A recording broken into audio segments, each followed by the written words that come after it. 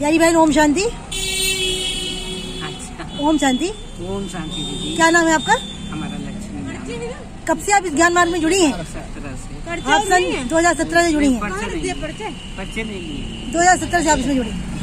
तो कुछ बताएंगे आप? जैसा कि आज शिवरात्रि भी है, लोग तो शिव पर बेल चढ़ाते हैं, बेलपत्र चढ़ाते हैं, आप क्या कहना चाहेंगी?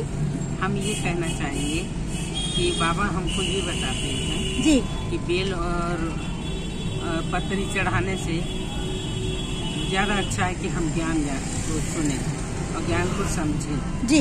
और हमारी ख्याल से जो शिव बाबा कहते बैर, दूसरों से बैर ना रखो, कि बैर मुझको चढ़ा दो, फालतू विकार अर्पण कर दो। तो हम अज्ञानी मनुष्यों ने बैर की जगह पर उनको बेल चढ़ाना प्रारंभ कर दिया। जी। मगर बाबा ये कहते हैं कि आज जैसे भक्ति मार्ग में ये लोग कहते हैं कि शिव और पार्वती की शादी जी है ना जी। मगर हमारे बाबा ये बोलते हैं कि हमारा आज जन्मदिन और हमारे बच्चों का भी जन्मदिन। तो ज्ञान मार्ग में हम इसे शिव जयंती के रूप में मनाते हैं और भक्त लोग इसे शिवरात्रि के रूप में मनाते हैं। तो ये शिवरात्रि क्यों कही जाती है? जैसे जन्माष्टमी होती है, जन्माष्टमी कृष्ण को तो कृष्ण की रात्रि नहीं कहते, इसे शिवरात्रि क्यों कहा जाता है? शिवरात्रि क्यों कहा जाता है? शायद मेरे ख्याल से बाबा अज्ञान रूपी अंधकार से हमको निकालना चाहते हैं, उजेले की तरफ ले जाते हैं, इसलिए इसको नाम दिया शिवरात्रि की रात्रि से दिन की प्रकाश की ओर प्रस्थान की ओर। बहुत अच्छी जानकारी दी आपने। और कुछ कहना चाहेंगे आप? दीदी जब बाबा के ज्ञान में जुड़े जी, पहले तो जानते ही नहीं थे बाबा को जी, मगर बेटी एक हमारी थी जी, तो उन्होंने मोबाइल पे देखा था जी, तो उन्होंने बताया कि मम्मी क्या कहते हैं ज्ञान हम सुनते हैं, जरा इनके बारे में आप पता लगवाइए। जी।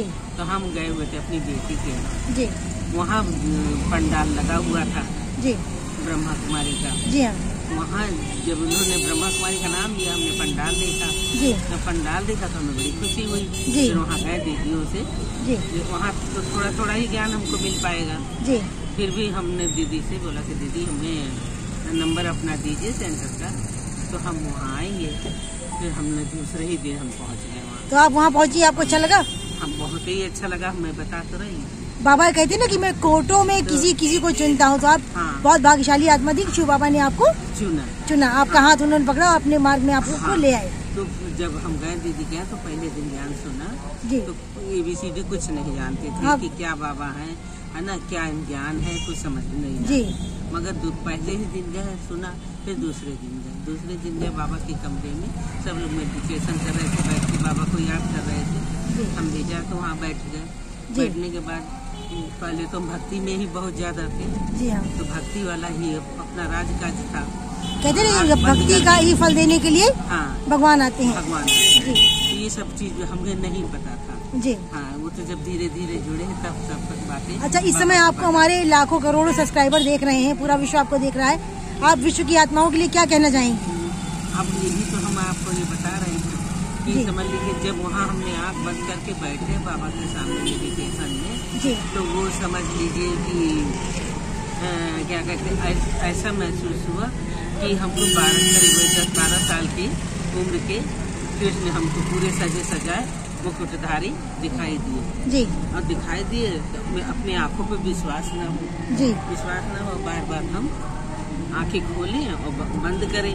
तो ऐसा तो नहीं कि हमारा भरम है या अंदर से कुछ हमको ऐसे ही हो रहा हो, है ना। फिर हम आके दीदी से बताए, उन्होंने कहा दीदी ऐसे ऐसे हम बैठे थे बाबा के पास, तो हमको 10-12 साल के खूब सजे सजाए सुंदर से श्री कृष्ण दिखाई दिए जी।